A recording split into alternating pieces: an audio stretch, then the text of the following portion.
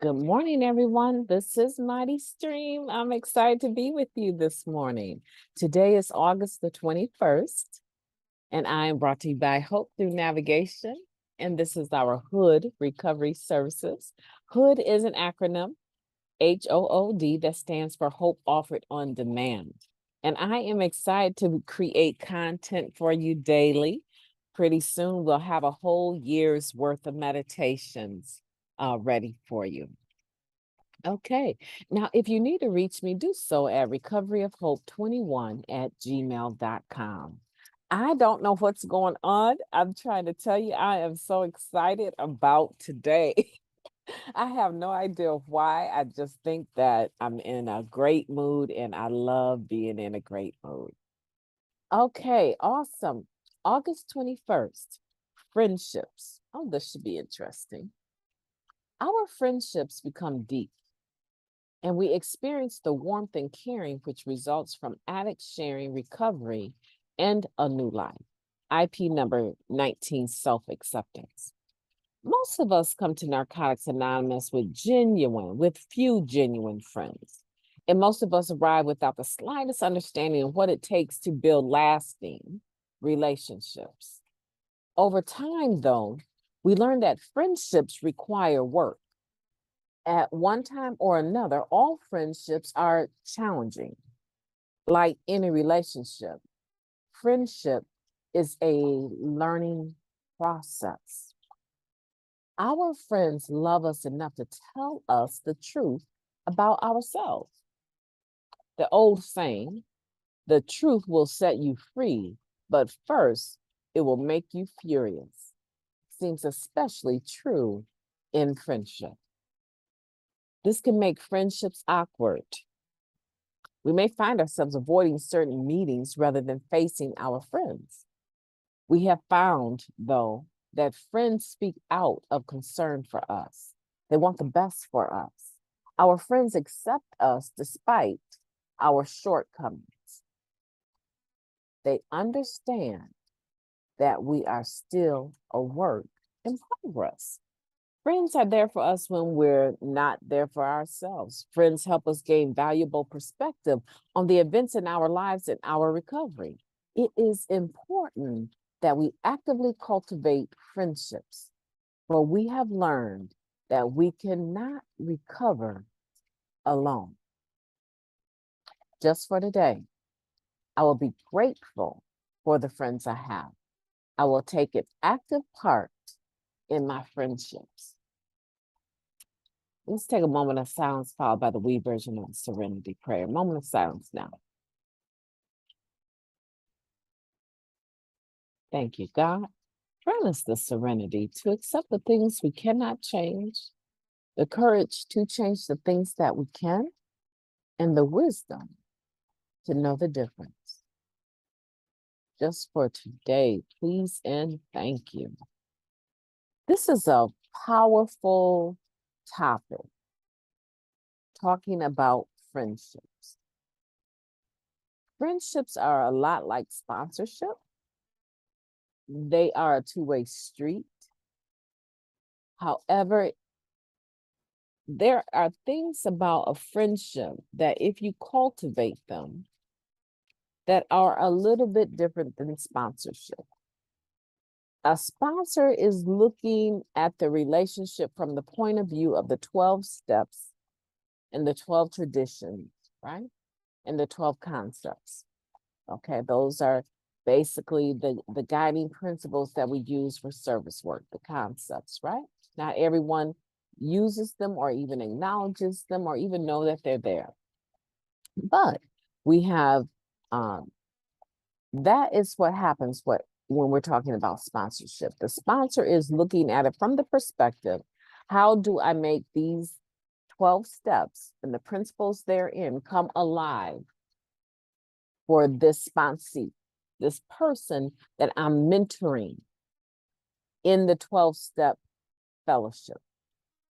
All right, 12-step program. Because fellowship is just a part, right? So let me be very specific about that.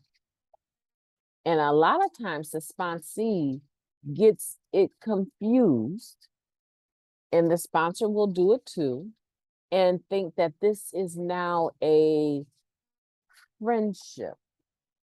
And for many of us, it is the first establishment of a relationship of vulnerability and relating, right? A relationship that is something that goes, it's like a relay, right? It's something that goes back and forth, right? That's what a relay actually is, right? So it transmits something to the next person, and then that person transmits something.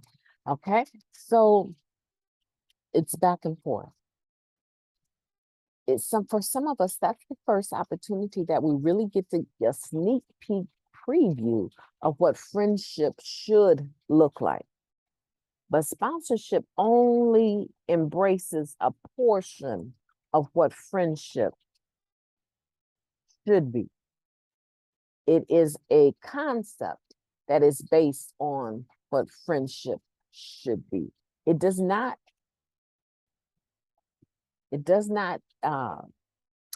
convey all of it, even though it's beautiful. Friendship is, to me, much deeper. Friendship is much deeper. And a lot of us don't know how to have friendship, right? We don't know how to have friends. We don't know how to develop friendship. We don't know how to cultivate it. It depends on who we are and where we come from. Friendship was probably something that you enjoyed after school. You wrote letters back and forth to your friends. At some point in time, the phones became, what did we call them, wireless? They became wireless, so you didn't have to stand or sit somewhere close to a phone outlet that had a long, wiggly cord, curly cord, right? And now people were manning their phones just by putting them on chargers at night. They were able to walk through the yard, through their house, and sometimes the wireless phone only had so many feet you could be away from the base. Okay. And then we started to get this thing that looked like walkie-talkies, right? We started to see some of our first mobile phones, and some of you will remember Skyping, right? We developed our first mobile phones, and now these were the things that we saw on military shows where they carried this thing around with them, but this was something you could charge at home and carry with you. Some cars started having phones in them. So some of our friendships started to follow the way of technology. And instead of being the face-to-face type of connection, playing with your friends after school or visiting with them, now it becomes a telephone conversation. A telephone conversation.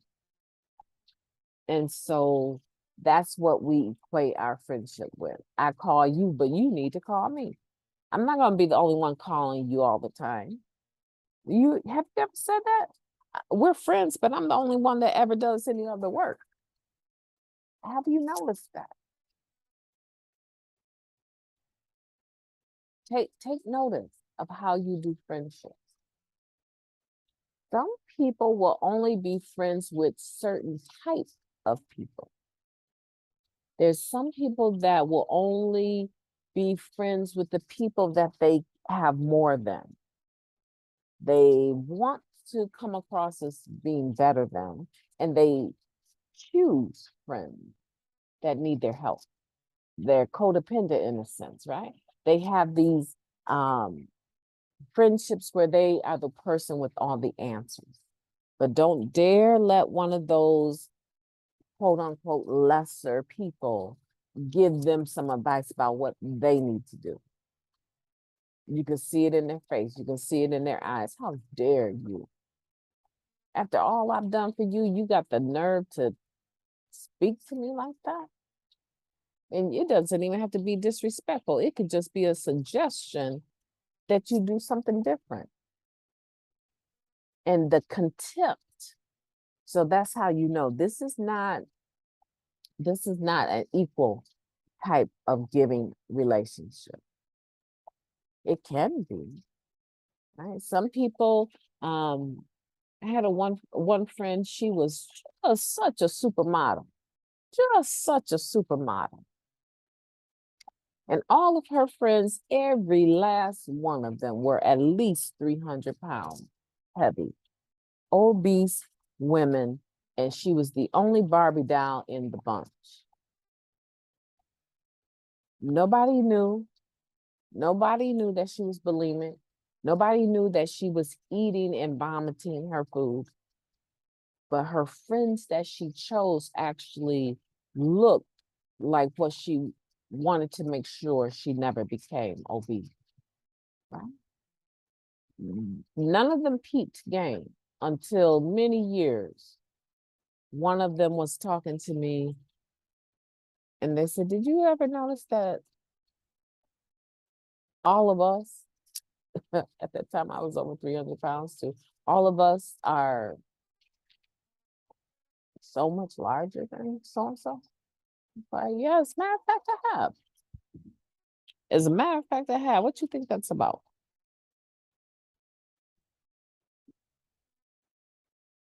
It wasn't until I told that particular person, if it bothers you that much, maybe you should talk to her. It doesn't bother me. Maybe you should talk to her about it. And when she verified that she had had the conversation, do you know what happened? The Barbie doll began to put on weight. Mhm. The Barbie doll friend began to see that the people that she was befriending or saying were her friends were really the very thing that she disliked. And when it was exposed and she became aware of it, that level of exposure created a dissonance in her ability to maintain that mass anymore. And she began to put on weight. To this day, she struggles. Okay? So let's be mindful of the type of friends that we say we have. But more importantly, let's be mindful of the type of friends we are.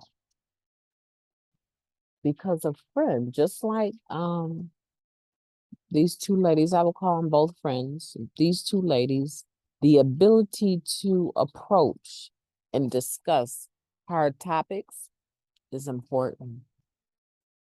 And you can generally, people get their feelings hurt all the time, right? So let's be 100 about that. People get their feelings hurt all of the time. You can be friends and someone say something, you feel slighted, but typically in the friendship, there's enough space within that relationship to be able to say, you know what, I know what you're saying is the truth, but the way that you said it was inappropriate. Don't talk to me like that. I don't talk to you like that. Now let's get to the topic of what you said. You think I'm two-faced? Right? This is the type of knockout, drag out discussion friendships or friends should be able to have. You think, girl, you think I'm two-faced? Why, what would make you fit your mouth to say that? Have I been two-faced with you? Well, there was this one time, really, right? And so they sit down and they talk about it. And do you know that that girl was coming to me trying to tell me some stuff about you? And I'll call myself checking her, but yeah, there were a couple points that she was right on, and I conceded to those, and then she switched that to make it sound like I was talking about you. Child, please. You my ride or die. I wouldn't talk about you like that. But thank you for bringing it up. I'll be more mindful the next time somebody try to backstab you. I won't protect you. Right. So I'm laughing, I'm having a good time this morning, but I just really want you to be thinking about how you do friendships. They should be deep, they should be warm, and they should be caring. They should have space for each of you to tell one another the truth without your feelings being on your sleeves. Your feelings should not be so easily hurt when it comes to your friends. What type of friend are you? Do you claim to have friendships with people, but can't nobody tell you nothing. None of those friends can say anything to you that's seriously or introspective. None of them. Right? Then your definition of what friendship is may be skewed, right? It may somehow be lopsided, and you are the one that notices it, and you are the one that needs to fix that, and you are the one that need to look at these 12 steps and these spiritual principles and figure out why you're so disconnected from people and you have no friends, or you have friends that think you are their friend. But if someone asks you, is that your friend, girl? Please. I ain't cool with her like that. Well, I see y'all always together. Yeah, because she comes and seeks me. And I just don't know how to tell her to go home sometimes. No, we're not cool like that. Oh, so she thinks you're her best friend, but you have no inclination towards her as being your best friend. Is that what I'm understanding? Why is that? Why do you allow people to be in your presence that you can't stand? People pleasing. That one right there is called people pleasing. Right? I think we all have been there. Let's be authentically ourselves today, and let's be authentic friends. Let's look at the relationships we have with people and determine if these are authentic friendships. Should they be authentic friendships? Or is there just some difficult conversation that you're not able to approach, that you're worried that of hurting their feelings, right? And vice versa. Yeah. We need to be able to look at ourselves and have some self-acceptance about who we are. And then present that going forward in our relationships. When you have authentic relationships in your life, whether they be friendships or otherwise, when they're authentic, it's just like grace. I talked to you guys the other day. We were talking about grace and what grace can do for a person. Remember that? Okay. When you have authentic relationships in your life, the spirit of grace flows more fluidly, right? Because there's not all of that anxiety and angst and tension of trying to promote something that you're not, of being something that you aren't, of wearing a mask, word everything just perfectly, right? Your friend will tell you, girl, that was not right. Man, why did you do that girl like that? No, you shouldn't have done that. You shouldn't have let her think that you was interested in her for even any reason. A man will tell you, a friend, right? A man will tell his partner the truth about himself, and his partner will be like, "Yeah, man, that was that was out cold. I shouldn't have did that. I shouldn't. I'm a married man, man. I should. I got to tighten up because the light. If the drugs don't kill you, what we say, the lifestyle will. Okay, these are just examples. But I can tell you that some of them I can totally relate to, and I can say today that, oh, okay, so you know the experience I was giving you about Barbie doll and her obese friends, right? I would have at one time said that this is a friend of mine. But when I saw a close friend, right? A real friend. But when I saw that the reality of being grouped in with a bunch of ladies that she thought looked worse than her, right? I realized that the other person, a friend, was feeling more intense about that interaction than me. She was definitely closer. They lived closer. And it really, really bothered her. And they interacted several times throughout the day. My interaction was just a few times in the year where we would all get together. So I didn't have the same value on that friendship, right? Or associate would be a more appropriate term. But for this lady, right? They had a really deep interconnection with each other. And there was a group of them that interacted daily, right? That's why when I spoke and I said, maybe you should say something. I don't feel it was my place because it didn't bother me, first of all, right? Some of the friendships, when you do your analysis, are not truly friendships. Like I said, they're more of an associate. Even though you should bring integrity to that relationship, that is not necessarily a friend that you want to do life with. Figure out, this is your assignment, okay? I want you to go through on a piece of paper, my friends. I want you to list, look in your phone. Look in your phone, because I believe friends don't necessarily have to be in contact every day, but look in your phone, in your text messages, or in your recent phone calls. And for the last 30 days, so go all the way back to July 22nd and find the people that you've been texting or calling, right? Because a lot of times you'll see a friend in person and you'll be on the phone before you even get home. You're talking to them on the phone. Yeah, I just want to, you know what? And you just be having a good time, right?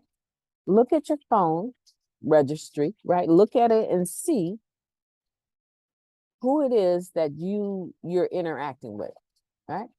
Or you might be able to write a list of those individuals, write them down. When you get that whole list, however many or however few, go back over it. Who is on there that you consider a friend that you have not interacted with? There may be some people that y'all so busy, you only see each other twice a year, but every time you see each other, it's like you pick up where you left off. It's always deep, it's always intimate. Put them on the list if they're not in that last month, right? Put all of your supposed to be friends on there. And then I want you to now look at that list. And I want you to list them. 1, 2, or 3. A 1 is a person that this is a intimate, two-way, loving, caring, honest relationship. Whether I see them a lot or I see them very infrequently, whether I text them or talk to them a lot, all your number 1s, your number 1 friends. And then number 2s are the people that they could be number 1, but there's some sort of resentment. I want you to put a number 2. These are the people that they could be number 1s, but the last time y'all talked or they did something, you kind of on the line with, and you haven't really told them your truth. Put those as number 2. Also in that group are people that you need to do better with. And they might actually be some of the number 1s. There are people that you need to interact a little bit more with for the level of value that you have for that relationship. There's something that you need to be doing more, right? In one case, it's telling them more of the truth about how you feel about what happened. In another case, it could be you just need to Stop letting them send you texts and pictures and messages and not respond for 2 or 3 days. You need to be better about your side, your end of it, right?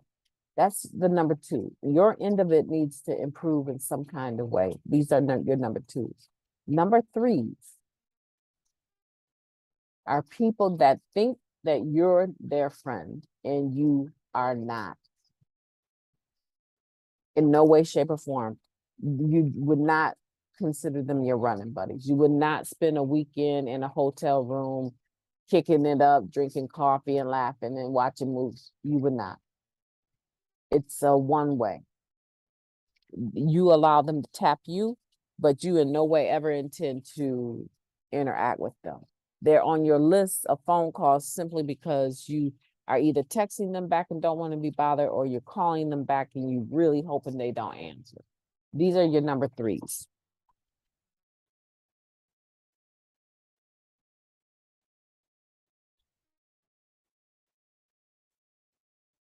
Now, at the bottom of that sheet of paper, I want you to write, pray for them all. Pray for 1, 2, and 3. Pray for them all daily.